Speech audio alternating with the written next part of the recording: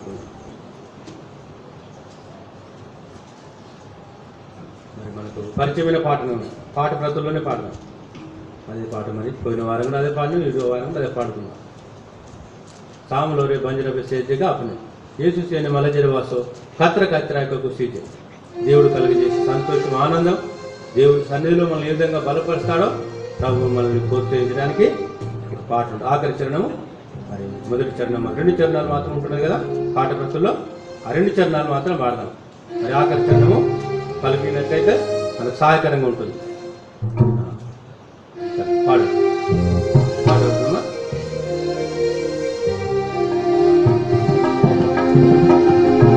సామలో రే బంజరబాయి రే, సామలో రే బంజరబాయి రే,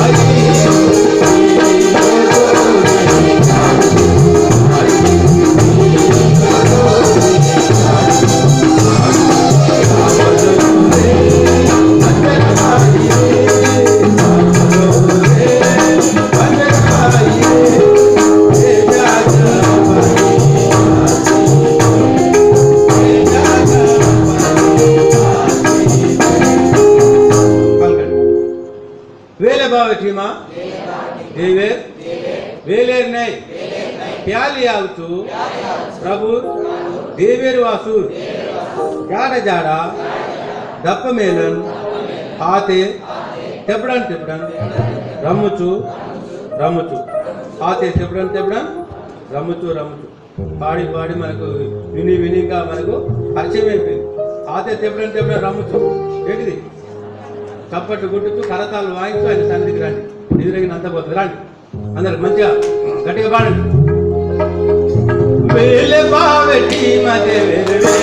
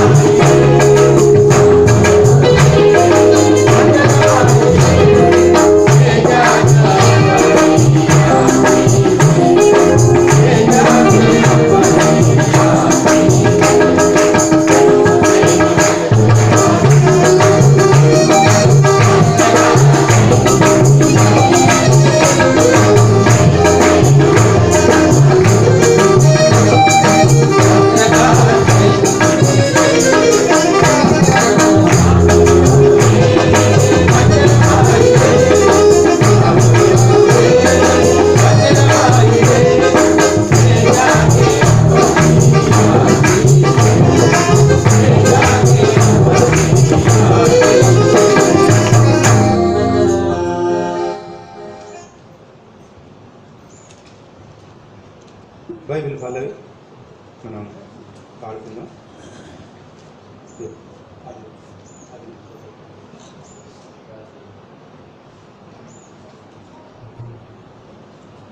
Bible పల్లవి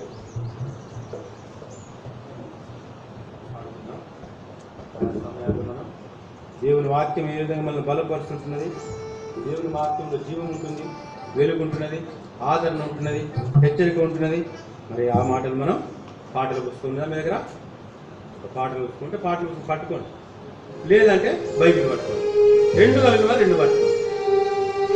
ఎవరికైతే రెండు ఉన్నాయో ఏదైనా ఒక పాటల పుస్తకం, పాటల కథ అయినా పాటల పుస్తకమైనా ఏదైనా కానీ మీ చేతిలో పట్టుకోండి. దేవుని మాటలు మనం ఏ విధంగా జీవింపజేస్తున్నాయి. మొదటి చరణం 57వ పాట మొదటి చరణం. జీవము గలవి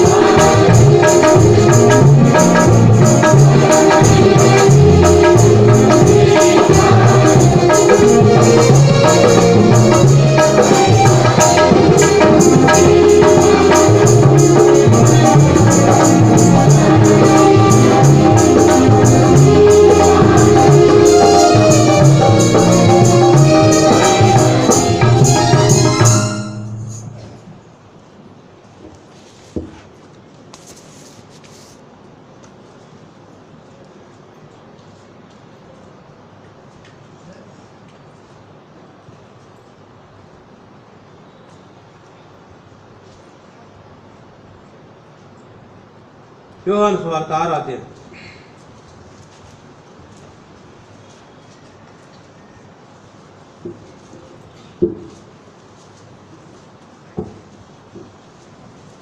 యోహాను సువార్త 6వ అధ్యాయం 27వ వచనం మాత్రం, ఒక వచనం మాత్రం చదువుకున్నాం.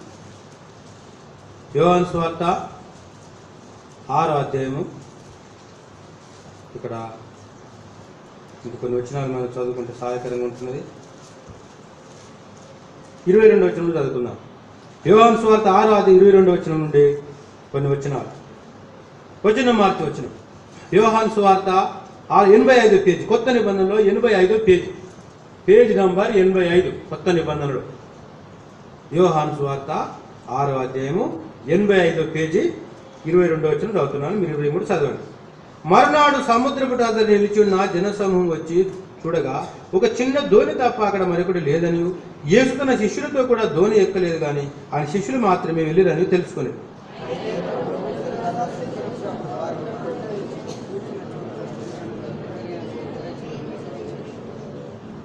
కాబట్టి యేసును ఆయన శిష్యులను అక్కడ లేకపోవట జనసమూహం చూచినప్పుడు వారు ఆ చిన్న ధోనిలోకి యేసును వెతుకుతూ కపెర్నహూమునకు వచ్చిరి.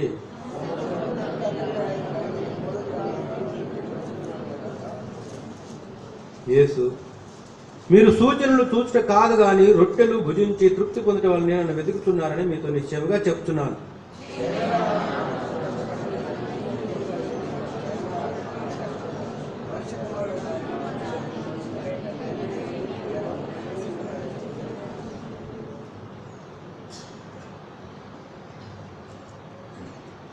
మరొక వాక్య భాగం చూసుకుందాం.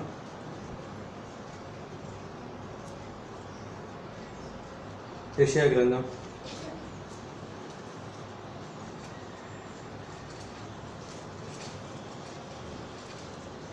40వ అధ్యాయం.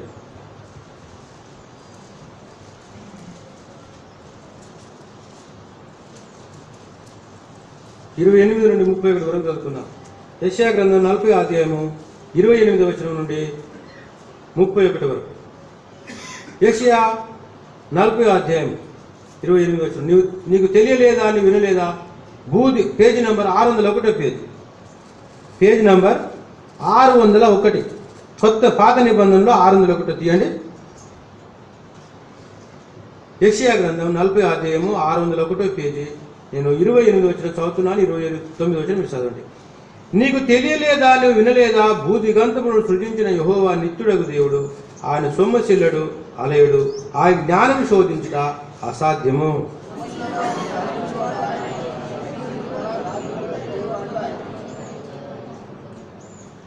బాలురు సొమ్మశిల్లుదురు, అలయుదురు, యవనస్తులు తప్పక తొట్టిల్లుదురు.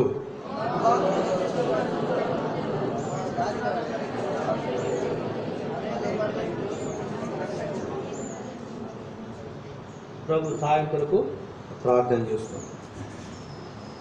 ప్రేమగల తండ్రి, కృపగల దేవ, ఇంతవరకు మీ పరిశుద్ధ సన్నిధిలో మీ మహిమగల నామాన్ని మేము కొనియాటలో, మేము ఆరాధించడంలో సహాయపడినందుకు మీ యొక్క నిత్య జీవుల మాటలు వినడం ద్వారా మా విశ్వాసాన్ని అభివృద్ధి. ప్రేమగల తండ్రి, మేము పాప భారం చేత ప్రభావాన్ని చేతికి రాలేని స్థితిలో ప్రభావాన్ని మా పాపను ఏ విధంగా నీ పద్ధతులు కడిగి జీవించిన విషయాన్ని ప్రేమగల తండ్రి, సర్వలోకానికి రక్షకుడు అని, పాపులకు ప్రాయశ్చిత్తం కలిగించే పరలోక ప్రధాన యాజకుడు అని, మీ రక్తముల శక్తి ద్వారా మనం విమోచించిన దేవుడు అని మేము విశ్వసించే తరుణం. దైవ గ్రంథంలో తలంపులు ధ్యానించుకొని యోగ్యమైన విధానములు మేము మహిమపరిచినట్టుగా మీ మాటలను ఎన్నో మరవైనటువంటి గూఢమైన సంగతులు గ్రహించడానికి శక్తి సరిపోదు ప్రభావ. పరిశుద్ధాత్మ దేవుని సహాయాన్ని కోరుకుంటున్నాను. నా మాట అగ్ని వంటిది కాదా, అది బండను బద్దలు చేసి శుద్ధి వంటిది కాదని ఇర్మియా 23:29 ప్రకారంగా మాకు సహాయం చేయండి. కృతజ్ఞతా స్తోత్రములతో యేసుక్రీస్తు ప్రభువారి యొక్క పరిశుద్ధ నామమున కృతజ్ఞతాస్తులతో ప్రార్థించుచున్నాము.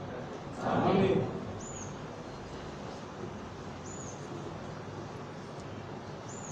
మొట్టమొదటిగా మనం చదువుకున్న వాక్య భాగం యోహాను సువార్త 6వ అధ్యాయం. ప్రభు బల్లను గురించి ఇక్కడ యేసు ప్రభు శరీరధారిగా భూలోకంలో జీవించిన దినాల్లో మరి ప్రభువును వెంబడించడానికి ఎంతోమంది సమూహములుగా వచ్చినారు. రకరకాల వ్యాధిగ్రస్తులు, అపవిత్రాత్మతో పీడించబడినవారు, శ్రమలో ఉన్నవారు, అనేక రకాల ప్రజలు ప్రభు దగ్గరికి వచ్చినారు. ఆయన వద్దకు వచ్చిన వారు ఎవరు కూడా ఖాళీగా వెళ్ళలేదు. పక్షవాయువులు నరులు మోసుకొని వచ్చాడు, పరిపెత్తుకొని వెళ్ళినాడు. పాల వెలుపల ఉన్నటువంటి 10 మంది కుష్ఠరోగులు యేసు ప్రభు కరుణించమనగా ఆ యేసు ప్రభు మీరు వెళ్ళండి, మీ దేహాల యాజకుని కనపరుచుకుండగా వెళ్ళుతుండగా వారు శుద్ధులైనారు. ప్రభు ఎదుకు వచ్చిన వారు, ప్రభుని మనవి చేసుకున్నవారు, ఆ యొక్క మరి తీమై కుమారుడు భిక్షకుడు అతను మరి గుడ్డివాడుగా ఉంటున్నప్పుడు దావీదు కుమారుడు కరుణించమనగా ప్రభు ఏం చేశాడు? నేను నీకేం చేయాలని కోరుతున్నాను, దృష్టి దయచే ప్రభు అని అన్నప్పుడు ప్రభు తన దృష్టిని కూడా ఇచ్చినాడు. కాబట్టి ప్రభు వద్దకు వచ్చిన వారిని ఎవరు గాలిగా పంపించలేదు కదా. ప్రభు అయిన దేవుడు ఆయన ఆశ్చర్యకరుడుగా ఉన్నాడు. ఆయన చేసే కార్యాలని ఆశ్చర్యంగా ఉంటున్నాయి. ఈ దినములు కూడా యేసు ప్రభు వద్దకు వచ్చినప్పుడు ఆయన సర్వశక్తి గల దేవుడుగా ఉన్నాడు కనుక ఆయన మనల్ని విమోచించడానికి శక్తిమంతుడు. ఆ గొప్ప దేవుని యొక్క ప్రేమను మనం తలంచుకొని ప్రభును మనం ఆరాధిస్తూ వచ్చినాం. అన్నిటికంటే ఇంకా గొప్ప అద్భుతమైన ఆశ్చర్య కార్యము, ఎంత అద్భుతము ప్రభువా నీ ప్రేమ, ఎందుకు ఇంతగానో ఎంత అద్భుతము ప్రభువా నీ ప్రేమ, ఎందుకింతగా ప్రేమించితివి, ఎంత అద్భుతము ప్రభువా నీ ప్రేమ, ఎందుకింతగా ప్రేమించితివి, వందనమర్పింతు నీ పాదములకు, వందనమర్పింతు నీ పాదములకు, పొందుగా నీ వాడనైతి, పొందుగా నీ వాడనైతి, ప్రభు యేసు నాకై నీ సర్వము నిశ్చితివి, ప్రభు యేసు నాకై నీ సర్వము నిశ్చితివి. ప్రేమను బట్టి అర్పించుకుంటివి నాకై, ప్రేమను బట్టి అర్పించుకుంటివి నాకై. ప్రభు యేసు నాకై నీ సర్వము నిశ్చితివి. ప్రభు యొక్క ప్రేమ అనేది ఎంతో ఆశ్చర్యమైనదిగా ఉంటున్నది. ఆయన ప్రేమ చేత లోకమంతటిని తన చెంతకు ఆకర్షిస్తుంటున్నాడు. నేను భూమి మీద పైకెత్తబడినలా అనేకులు నా చెంతకు ఆకర్షించుకుందును. ప్రభువైన యేసుక్రీస్తు ఆయన భూమిని పైకెత్తబడినాడు. భూమి మీదకి నశించమని దాన్ని వెదగలిగిన మనిషి కుమారుడు వచ్చాడు. మన పాప దోషం తాను శిలువ రాళ్ళ మీద భరించాడు. ఆయన మన కొరకై గాయపరచబడి ఆయన అమూల్య రక్తం ఖైదనముగా అర్పించి ఆయన మృతులు లేచిన సజీవుడైన దేవుడు ఈ దినమున అన్ని నావుల కంటే పైన యేసుప్రభువుకు ఇవ్వబడింది. ఆయన సజీవుడైన దేవుడుగా ఉంటున్నాడు. ఆయన ప్రేమ చేత ఆయన యొక్క చెంతకు మానవుని ఆకర్షిస్తా ఉన్నాడు. దేవుని ప్రేమ ఎంత గొప్పది. మన జీవిత కాలం అంతా ప్రభును స్తుతించిన మనము, ప్రభు మనకు కృప ఇచ్చిన కొలది ప్రతి ఆదివారం ఆయన సన్నిధికి వచ్చి ఆయన ప్రజలతో ఆయన మాటలు వింటున్నప్పటికీ, ఆరాధించినప్పటికీ మనము ఎంత క్రైవ చెల్లించిన ప్రభువుల దేవునికి ఆయన ప్రేమను మనం తలంచుకొని కేవలం ఆయనకు కృతజ్ఞతాస్తులు చెల్లించవలసిన వారం ఉంటున్నాం.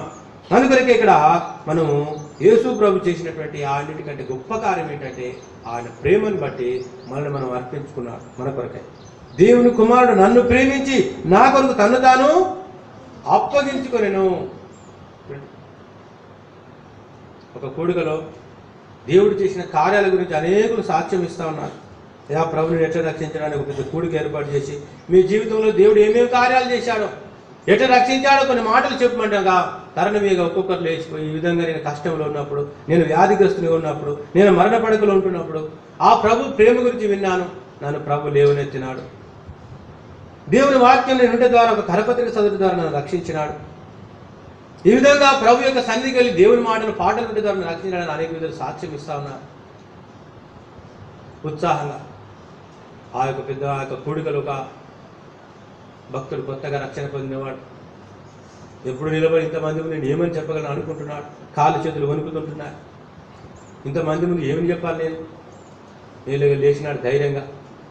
అందరికీ చెప్తున్నారు, మరి నేను కూడా చెప్పాలి కదని స్టేజ్ మీదకి వచ్చేసి కాళ్ళు చేతులు వణుకుతున్నాయి, తడబడతా ఉన్నాడు. ఒకటే మాట చెప్పాడు, ఏమని? దేవుడు నన్ను కూడా ప్రేమించినాడు. దేవుడు నన్ను కూడా ప్రేమించాడు. నన్నే కాదు, లోకాన్ని ప్రేమించాడు.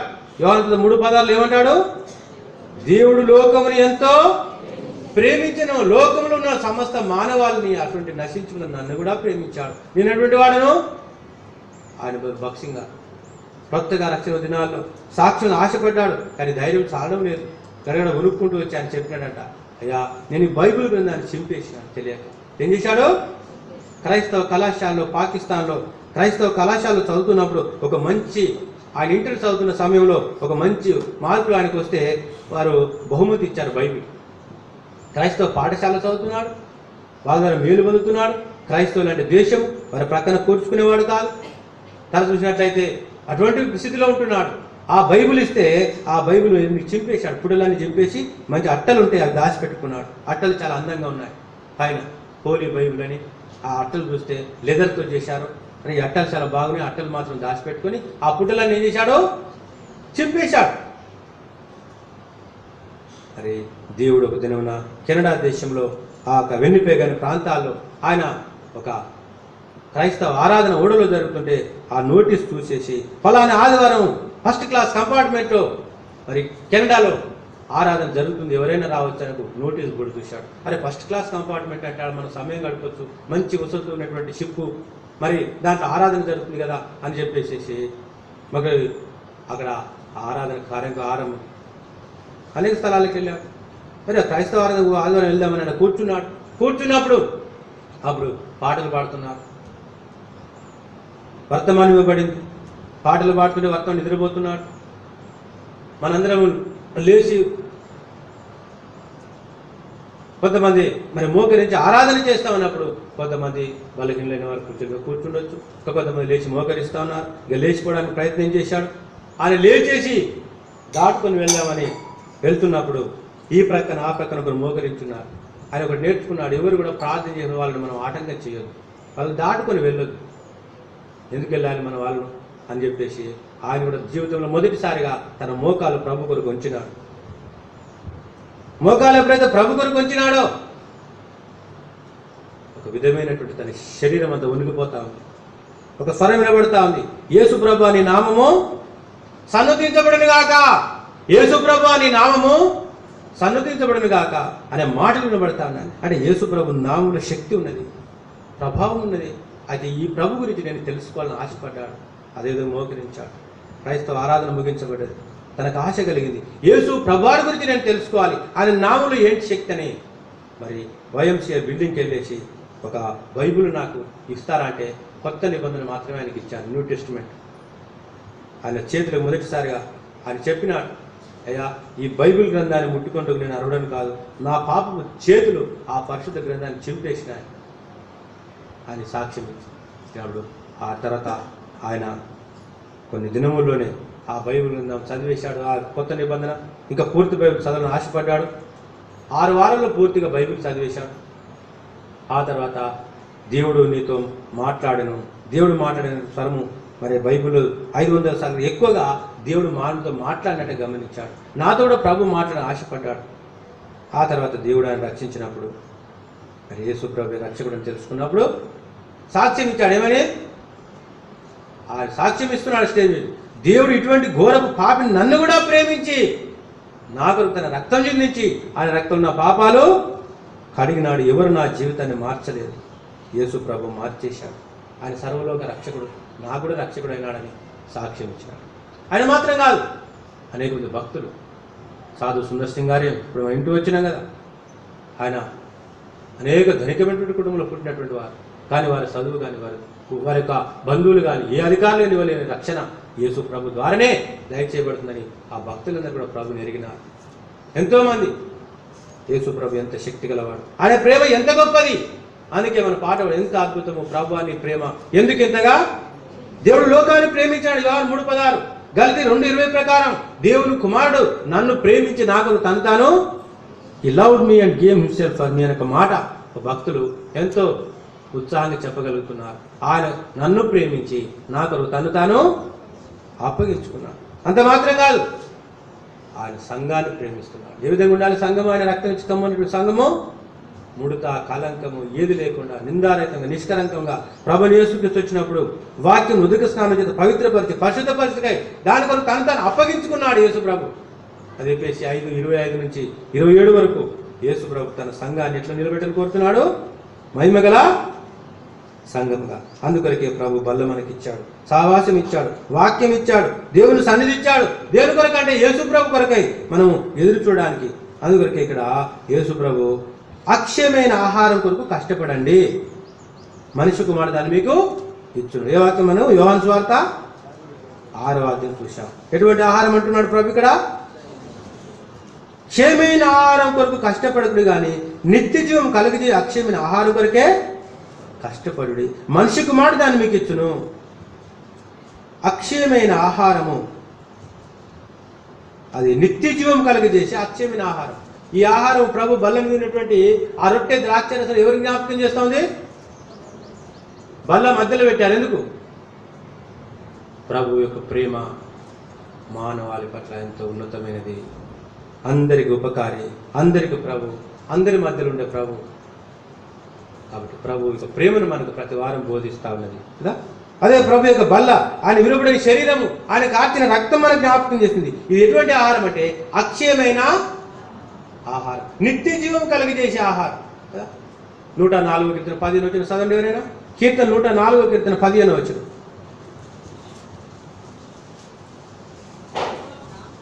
కీర్తన 104 పేజీ నెంబర్ ఎన్ని వచ్చినామన్నా? 15 పేజీ నెంబర్ చెప్పాలి. 506.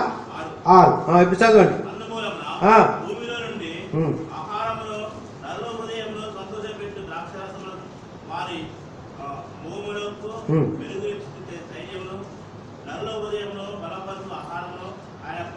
ఆహారం అనేది మన నరల హృదయం ఏం చేస్తుంది? బలపరుస్తుంది. భూమిలో నుండి ఆహారం అనేది దేవుడు ఇచ్చినప్పుడు ఆ ఆహారం మన హృదయాలను ఏం చేస్తుంది? మన జీవితంలో బలపరుస్తున్నది. అంటే ఆహారం అనేది బలపరిచేది. ఈ ప్రభు యొక్క దేహము, ప్రభు యొక్క శరీరం, ఆయన రక్తం మనల్ని ఏం చేస్తుంది? మనల్ని బలపరిచేదిగా ఉంటుంది. ఎందుకంటే మనము చాలా దూరం ప్రయాణం చేయాలి. గురి ఎంత దూరమైనా, మార్గం ఎంత కష్టమైనా ముందుకే సాగడం, వెనుకకు తిరిగి చూడము. గురి చూస్తే దూరంగా ఉన్నది, మార్గం చూస్తే కష్టముగా ఉన్నది. ఈ కష్ట మార్గంలో ఈ గురి చేరాలంటే నీ అంతట నువ్వు చేరలేవు. దేవుని యొక్క పరిశుద్ధాత్మ దేవుడు నీకు సహాయపడేవాడు, నిన్ను బలపరిచేవాడు, నిన్ను హెచ్చరించేవాడు, సరిచేసేవాడు. ప్రభు యొక్క వాక్యము, ప్రభు సన్నిధి మనకు కావాలి. ఆయన బలం మనం పొందాలి. లేకపోయినట్లయితే మనం బలహీనులు, కృంగిపోయేవారు, తొందరపడేవారు, కలవరపడేవారు, తొట్టుపడేవారు. అందుకే ప్రభు అంటున్నాడు, మీరు ఓపికతో పరిగెత్తాలి. ఏ విధంగా చేయాలి? మీరు తెంచబడిన పందెంలో ఓపికతో పరిగెత్తండి. ప్రభు మనల్ని బలపరిచేవాడు. కాబట్టి ఈ ఆహారం అనేది అక్షయమైన ఆహారము మన హృదయములను బలపరుస్తుంది. ఈ భౌతికమైన ఆహారం మన శరీరాన్ని బలపరుస్తూ ఉంది. ఈ అక్షయమైన ఆహారం మన ఆత్మను, మన ఆత్మీయ జీవితాన్ని బలపరుస్తూ ఉంది. బలపరచబడకుండా ముందుకు సాగలేము. బలహీనులు, రోగులు, నిద్రించేవారు వారి యాత్రలో ముందుకు సాగలేరు, యుద్ధం చేయలేరు, పరిగెత్తలేరు, బహుమానం పొందలేరు. ఏదో రక్షణ పొందడం మాత్రం కాదు. దేవుడు నిన్ను రక్షించాడంటే ఎందుకొరకు? రక్షణ కొరకు క్రయము చెల్లించాడు. నీ క్రయధనం ఎంతో అధికము, నా కర్త నిన్ను స్తుతించెదను. క్రయధనం ఎంతో గొప్పగా అర్పించాడు మన రక్షణ కొరకు, మన విమోచన కొరకు. అయితే బహుమానం కావాలంటే మనం క్రయము చెల్లించాలి. రక్షణ కొరకు యేసుప్రభు క్రయం చెల్లించగా ఆ పరలోక బహుమానం పొందాలంటే నీవు నేనేం చేయాలి? క్రయము చెల్లించాలి. శ్రమపడే వారం ఉండాలి. ఏదో ప్రభునందు విశ్వాసం ఉంచడం మాత్రం కాదు. ఫిలిప్పీ పత్రిక 1:31 అంటున్నాడు, 30 ప్రభుని యేసు క్రీస్తునందు విశ్వాసం ఉంచడం మాత్రం కాదు, కానీ ఆయన పక్షమున ఏం చేయాలట? శ్రమపడటం మీకు దయచేయబడినది అంటున్నాడు. ఆయన పక్షమున ఫిలిప్పీ 1:30 అంటున్నాడు, ప్రభుని యేసు క్రీస్తునందు విశ్వాసం ఉంచడం మాత్రమే కాదు, ఆయన పక్షమున శ్రమపడాలి. శ్రమ అనేది వస్తుంది, మన ఇంటిలో వస్తుంది, మన యొక్క ప్రాంతీయుల ద్వారా వస్తుంది, ఎన్నో శ్రమలు వస్తుంటున్నాయి. అయితే ఆయన పక్షంలో మనం శ్రమపడాలి. దేని కొరకు?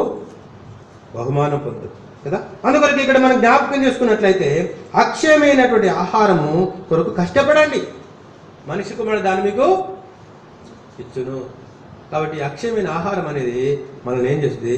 బలపరుస్తూ ఉంది, మన ఆత్మీయ జీవితాన్ని బలపరుస్తూ ఉంది. 84వ కీర్తనలో ఈ బలము ద్వారా మనం ఎప్పుడైతే మనం ఈ శరీరం, మన హృదయాన్ని పరీక్షించుకొని మన జీవితంను సరి చేసుకొని ప్రభుకి ఇష్టముగా జీవించి ప్రభు ఇచ్చినటువంటి రక్షణ మనం భయంతో వణుకుతో కొనసాగించుకొని మనం ప్రభు ఇచ్చినటువంటి రక్షణలో ఆనందించి మనం ప్రభు కొరకు ముందుకు సాగే వారం ఉంటున్నాము. ఈ వచనం అందరం కలిసి చదువుకుందాం. 84వ కీర్తన, పేజీ నెంబర్ 497 పేజీ. 84వ కీర్తన మరి 7వ వచనం మనం చదువుకుందాం అందరం కలిసి. 84వ కీర్తన 7వ వచనం, 497 పేజీ. వారు నానాటికి బలాభివృద్ధి నొందుచు ప్రయాణం చేయుదురు, వారిలో ప్రతి వాడును సియోనులో దేవుని సన్నిధిని. దేవుని మందిరం అనేది ఇది పరలోక గవినిగా ఉంటుంది, గేటుగా ఉంటున్నది. ఏదైనా ఒక రాజభవనంలోకి వెళ్ళాలంటే గేటు మొట్టమొదటి ఉంటుంది. ఆ గేటు నుండి మనం మొట్టమొదటి ప్రయాణం ప్రారంభించాలి. గేటు దగ్గరికి రాకపోతే ఇంకా రాజభవన్ గేటు ఎట్లేస్తాం మనం? ఈ భూమి మీదనే మనం ఆరాధన క్రమాన్ని, పరిశుద్ధమైన జీవితము, పవిత్రమైన జీవితము, భయభక్తుల జీవితము, దేవునికి ఇష్టమైన జీవితము ఈ భూమి మీదనే ప్రారంభించాలి. ఈ పరలోక గవిని దేవుని మందిరంలో మనం ప్రారంభించాలి మన యాత్ర. అందుకొరకే కౌరవ కుమారులు ఎక్కడి నుండి యాత్ర ప్రారంభించారు? నీ మందిరమును నివసించువారు ధన్యులు, వారు నిత్యము నిన్ను స్తుతించును. 5వ వచనం, నీ వలన బలమునందు మనుషులు ధన్యులు, యాత్ర చేయ మార్గం వారికి. దేవుని మందిరంలో నుండి యాత్ర ప్రారంభించారు, వారి జీవితాన్ని, విశ్వాసాన్ని ప్రారంభించినారు. ఇక్కడ మనం ప్రారంభిస్తున్నాం, మన జీవితాన్ని ప్రారంభించు ముందుకు సాగుతున్నాం. ఎక్కడి వరకు వెళ్ళారు వాళ్ళు? కౌరవ కుమారులు వారు నానాటికి బలాభివృద్ధి నొందుచు వారిలో ప్రతివాడు సియోనులో దేవుని సన్నిధిని నానాటికి బలాభివృద్ధి పొందుతున్నారు. దేవుని కృప ద్వారా బలపరచబడుతున్నారు. నా కుమారుడా క్రీస్తు యేసుని కృప చేత నీవు బలవంతుడుగా. 2 తిమోతి 2:1 దేవుని కృప ద్వారా తిమోతిని బలపరుస్తూ వచ్చినాడు. కాబట్టి దేవుని కృపాన్ని మనం బలపరిచేదిగా ఉంటున్నది. ఆ విధంగా బలపరచబడినప్పుడు ఈ ఆహారం అనేది నరల హృదయంలో బలపరుస్తుంది. భౌతిక ఆహారం, ఈ ఆత్మీయ ఆహారం మన ఆత్మీయ జీవితాన్ని బలపరుస్తుంది. బలపరిస్తేనే మనము బలాభివృద్ధి నుండి ఎక్కడ కనబడాలి? సియోనులో కనబడాలి. దేవుడు సియోనులో, దేవుని సన్నిధిలో కనబడాలి. మనం ప్రభు యొక్క సముఖంలో, ఆయన నిత్యరాజ్యంలో, ఆయన సన్నిధిలో మనం కనబడాలంటే మన యాత్రలో మనం ఏం చేయాలి? బలపరచబడి నానాటికి బలాభివృద్ధి కదా. అభివృద్ధి అనేది కావాలి. విశ్వాసంలో అభివృద్ధి చెందాలి. ఉన్న విశ్వాసం రోజు రోజు ఉన్న విశ్వాసం కోల్పోతున్నాం. ప్రేమ చల్లారిపోతా ఉంది. ఆసక్తి కోల్పోతుంటున్నారు. ప్రభు సన్నిధికి మన కాళ్ళను అంటే దేవుడు ఎట్లా చేస్తాడంట? నా కాళ్ళను లేడి కాళ్ళుగా చేసి ఉన్నత స్థలంలో నన్ను, మన కాళ్ళు ఎట్లుండాలి? లేడి కాళ్ళు. ఎందుకు లేడి కాళ్ళని పెట్టి చెప్పినాడు? వేగముగా పరిగెత్తదు. లేడి ఎట్లా చేస్తుంది? వేగముగా పరిగెత్తదు. 100 కిలోమీటర్లు అయినా సరే అరణ్యంలో దుప్పులు లేడి ఆరి మంచి నీళ్ళ కొరకై పరిగెత్తుతూ ఉంటాయి. ఎంతవరకు పరిగెత్తంటే ఆ స్వచ్ఛమైనటువంటి పారుతున్న జలము తాగుతున్న దుప్పులు 42 చెట్లు దుప్పి నీటి వాగుల కొరకు ఆశ కలిగినట్లు జీవముల దేవుని కొరకు నా ప్రాణము ఆశ. అయ్యో నా ప్రభు సన్నిధిలో కనబడాలి, నా ప్రభు సన్నిధిలో ఉండాలి. మన కాళ్ళు ఏమవుతున్నాయి? బలహీనమవుతున్నాయి. ప్రభు కార్యాలకు పరిగెత్తలేక ఉన్నారు. ప్రభు ముందుకు సాగలేని స్థితిలో ఉంటున్నాం. ఆ విధంగా కాకుండా మనం ప్రభు సన్నిధిలో బలపడాలి. నానాటికి బలాభివృద్ధి నొందుతూ ఎక్కడ కనబడ్డారు? సియోనులో కనబడ్డారు. దేవుని సన్నిధిలో మనం కనబడాలి. దేవుని సన్నిధిలో ప్రార్థించాలి. దేవుని సన్నిధిలో మనం ఆనందించాలి. దేవుని బల్ల దగ్గర మనం హృదయం పరీక్షించుకొని పాల్పొంది యేసు ప్రభు రాకడ కొరకు ఎదురు చూడాలి. ఆ అక్షయమైన ఆహారం అనేది మనల్ని బలపరిచి ముందుకు సాగింపజేస్తుంది. రెండవదిగా మనం చూసినట్లయితే ఈ అక్షయమైన ఆహారము మనకిచ్చేటువంటి బలము ఏ విధంగా మరి బలపరచబడితే మనం సియోనులో దేవుని సన్నిధిలో కనబడతాం. రెండవదిగా మనం చదువుకున్న వాక్యం యెషయా గ్రంథంలో చదువుతూ వచ్చాం. యెహోవా కొరకు ఎదురు చూచువారు నూతన బలమును పొందుదురు. శక్తిహీనులకు బలాభివృద్ధి కలిగజేసేవాడు ఆయనే. మరి ఆయన నిత్యుడగు దేవుడు, అలయడు, సొమ్మశీలుడు. మనం అలసిపోయేవారం, సొమ్మశీలేవారం, నిరాశపడేవారం, కృంగిపోయేవారం. కానీ దేవుడు ఏ విధంగా ఉన్నాడు? యెషయా గ్రంథం 40వ అధ్యాయంలో 30 ఆఖరి వచనంలో యెహోవా కొరకు ఎదురు చూచువారు నూతన బలం పొందాలి. పక్షిరాజు రెక్కలు చావి పైకి ఎగురుదురు, అలేక పరిగెత్తురు సొమ్మశీలగా. అంటే మనం అలేక పరిగెత్తాలి, సొమ్మశీలగా నడిచిపోవాలి. సొమ్మశీలేవారు. ఒక భక్తుడు ఎంతవరకు నడిచాడంటే 300 ఏళ్ళు దేవునితో నడిచాడు. ఎవరైనా ఆగిపోయినాడా? 300 ఏళ్ళు అంటే ఆయనకి 300 సంవత్సరాలు ఎన్ని శ్రమలు ఉన్నాయో, ఎన్ని బాధలు ఉన్నాయో, ఎన్ని ఇబ్బందులు ఉన్నాయో, కుటుంబంతో కుమారులు కుమార్తెలు కనుచు దేవుడితో నడుచుతూ 300 ఏళ్ళు దేవుడితో నడిచిన తర్వాత ఆ దేవుడు వచ్చేసి ఆనోకు ఏం చేశాడు? ఒక దేవుడు దేవుడితో నడుస్తూ వెళ్ళినప్పుడు దేవుడు చెప్పినాడు, ఇంతకాలం ఆనోకు నాతో నడిచావు, ఇప్పుడు ఇద్దరం కలిసి మనం పరలోకి వెళ్ళిపోదాం పద అన్నారు. అట్లనే పరలోకానికి వెళ్ళిపోయాడు. ఆనోకు మరణం లేకుండానే కొనుక్కోబడ్డాడు. అలా భార్య పిల్లలు చూస్తూ ఉన్నారు. ఎక్కడ వెళ్ళాడో సాయంత్రం వస్తాడులే, మరుసటి రోజు వస్తాడులే, ఒక వారం రోజులకు వస్తాడంటే అసలే రాలేదు. ఇంకా ఏం చేశారు?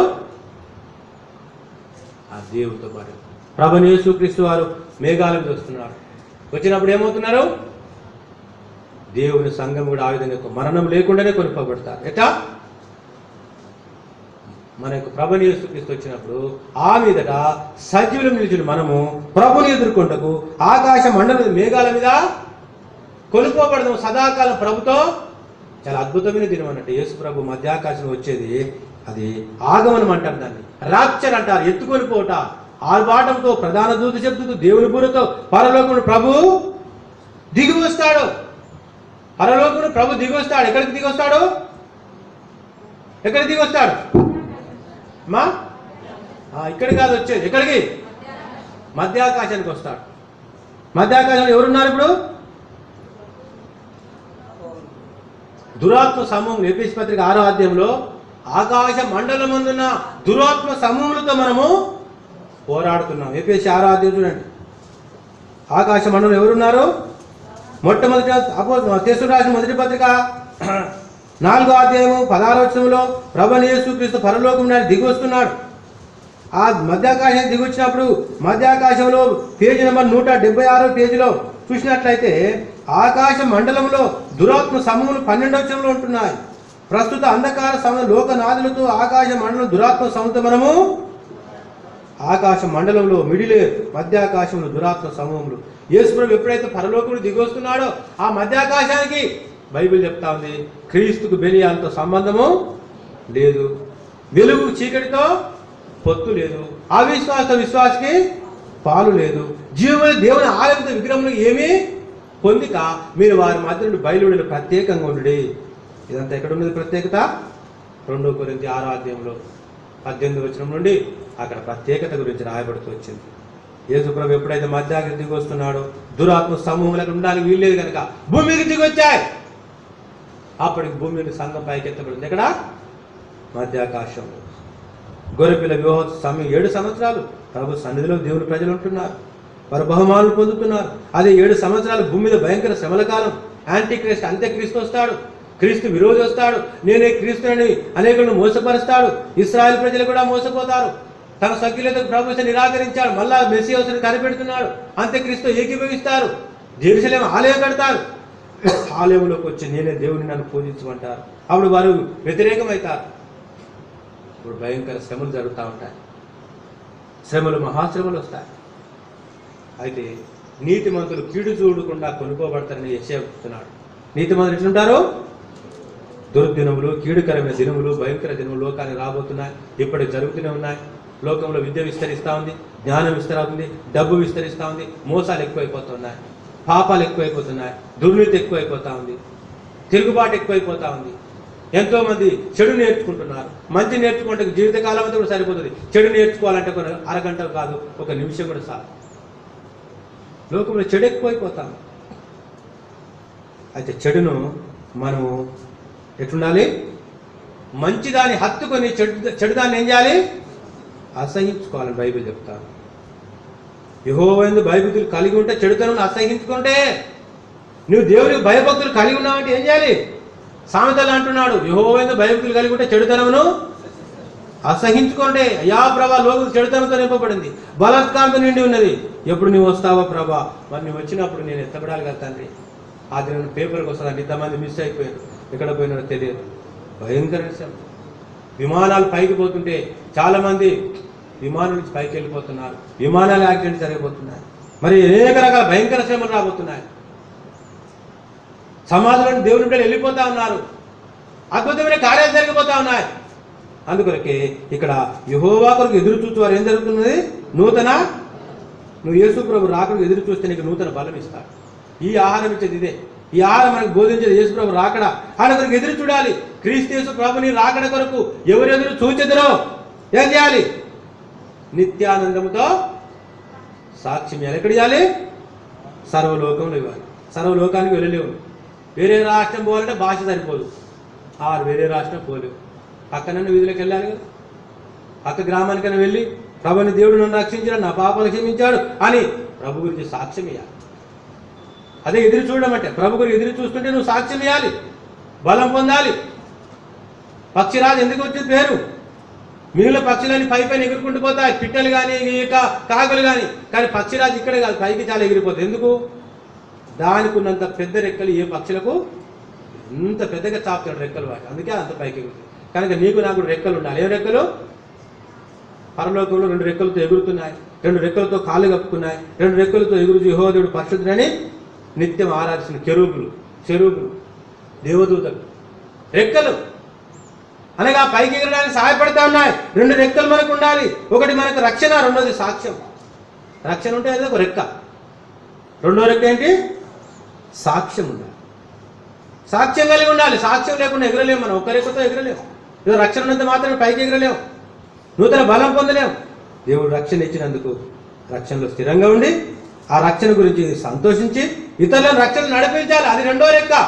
రెక్కలు చాపి పైకి ఎగురుదురు. అలేక హనోకు నడిచిపోయినాడు. ఆయన దేవుడితో నడిచిపోయినాడు కానీ దేవుడు తీసుకుపోయాడు. ఆ తర్వాత పరిగెత్తాడు. ఎవరు పరిగెత్తారు బైబిల్లో? పౌలు పరిగెత్తాడు. దేని కొరకు పరిగెత్తాడు? బహుమానం కొరకు.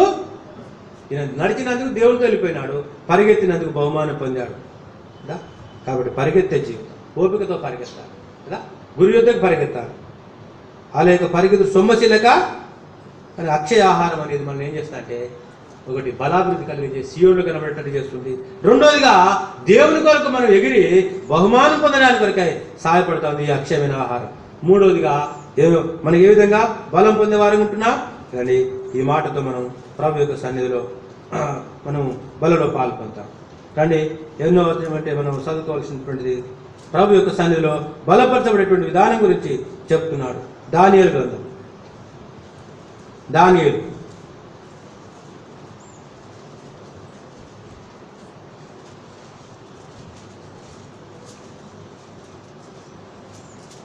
12వ అధ్యాయం 11వ అధ్యాయం పేజీ నంబర్ 743 పేజీ. దానియేలు 11వ అధ్యాయం 32వ వచనం.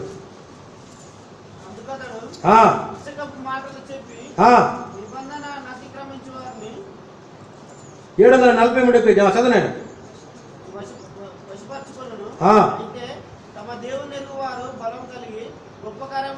అయితే తమ దేవుని ఎరుగువారు బలం కలిగి అనేకులు ఇచ్చక మాటలు చెప్పి నిబంధన అత్యంత వారిని వశపరుచుకొనును. ఇచ్చక మాటలు చెప్పి లోకము మాయ లోకము మోసపోకము ఈ లోక ఆచరణలో చూపిస్తా ఉంది. అవ్వ దగ్గరికి వచ్చి ఆ యొక్క రమ్యమైనటువంటి పండును చూపించి చూడండి ఏం పర్లేదు తినుల తర్వాత చూడమన్నా చూస్తే చాలా అందంగా ఉన్నది, ఆకర్షించబడింది, తినాలని ఆశ కలిగింది. శరీరాశ, నేత్రాశ, జీవపు డంబము ఇవి తండ్రి వలన పుట్టినవి కావు, లోక సంబంధమైనవి. లోకమైన ఆశలు దేవుని బిడ్డలు లోకం చేత మోసపరచబడకుండా యేసుప్రభును మోసగించాలని వస్తే యేసుప్రభు మోసపోలే కానీ వాక్యం తనను నిలుపుకొని దుష్టుని ఏం చేశాడు? జయించాడు. నువ్వు కూడా లోకాన్ని జయించాలంటే, దుష్టుని జయించాలంటే నీ యొక్క నాకు శక్తి సరిపోదు కానీ దేవుని వాక్యంలో శక్తి ఉన్నది. దేవుని మాటలు వినడం ద్వారా, ఆ మాటలను హృదయంలో భద్రపరచుకోవడం ద్వారా, ఆ మాటలను అనుసరించడం ద్వారా దేవుని ఎరుగు వారు ఏం చేస్తారో బలం కలిగి గొప్ప కార్యాలు చేసేదరు. తమ దేవుని ఎరుగువారు బలం కలిగి గొప్ప కార్యాలు. ఈ బలం అనేది అక్షయమైన ఆహారం అనేది దేవుని ఎరగేటట్టుగా చేస్తుంది. ఎంతవరకు దేవుని ఎరుగుదు? అయ్యా నేను కూడా ఎరుగుతున్న ప్రభును ఎరిగి నేను చెడిపోతుంది. యేసుని గాయములో లోకం ఎరగక చెడిపోతుంది. ఈ దేవుని బిడ్డలు ఎరిగి ఏం చేస్తున్నారట? పాట కూడా ఉన్నది. ఎరిగి నేను చెడిపోయినాను, యేసుని గాయములు రేపినాను. ఆ ఇశ్రాయేలు ఒకటేసారి యేసుని బాధ పెట్టారు. కానీ ప్రభుని నమ్ముకొని మనం దేవునికి ఇష్టకరంగా జీవించకపోతే ప్రభు మహిమ తీసుకున్న రోజు ఆయన బాధ పెడతారు. ఎప్పుడు? రోజు బాహటముగా శిలువగా అప్పగిస్తారు కదా. ప్రభుని ఎరిగినామంటే ఏంటి? ఎరుగుదువా ప్రభును? పౌలు చెప్పినాడు నేను ఎరుగుతున్నాయా ప్రభును. మరి నీ ప్రభుని ఎరిగితే, ప్రభుని నమ్ముకుంటే నీకు శ్రమలేంటి, ఈ చెరసాలేంటి? అయినా పర్వాలేదు, నేను నమ్మిన వాని ఎరుగుదును కనుక నేను సిగ్గుపడను. సిగ్గుపడ్డా? సింహంలో దానియేలు వేసిన సిగ్గుపడ్డా? ప్రార్థన చేశాడు. అక్కడ కూడా సింహంలో నోళ్ళు మూయబడ్డాడు. రాజు తెలుసుకున్నాడు దానియేలు నమ్ముకున్న దేవుడే గొప్పవాడు. శ్రమల్లో సిగ్గుపడలేదు, సందేహపడలేదు, సిగ్గుపడక సాక్ష్యం ఇచ్చారు. సింహ బోనులో కూడా అగ్నిగుండంలో దానియేలు మెజలు సాక్ష్యం ఇచ్చారు. సిగ్గుపడక ఎరిగినారు కనుక గొప్ప కార్యములు చేసినారు. తమ దేవుని ఎరగలిగినారు. బలం కలిగి ఉండాలి. ఈ బలం ఇవ్వడానికే ఈ అక్షయమైన ఆహారం నేను బలపరచడానికి. బలం కలిగిన వారు ప్రయాణం చేసి దేవుని సన్నిధిలో కనపడతారు. బలం కలిగిన వారు పైకి ఎగురుతారు, అవలేక పరిగెత్తారు, సమస్యలు నడిచిపోతారు. బలం కలిగిన వారు ఏం చేస్తారు? గొప్ప కార్యములు నీ ద్వారా దేవుని గొప్ప చేపడుతుంది. నీ ద్వారా దేవునికి గొప్పతనం ఎంత ఉన్నతమైనదో. అయ్యా ప్రభు ఇంత గొప్పవాడా? అందరిలో మీలో ఉన్నవాడు లోకం ఉన్నవాడి కంటే గొప్పవాడు కనుక వాడిని జయించినారు.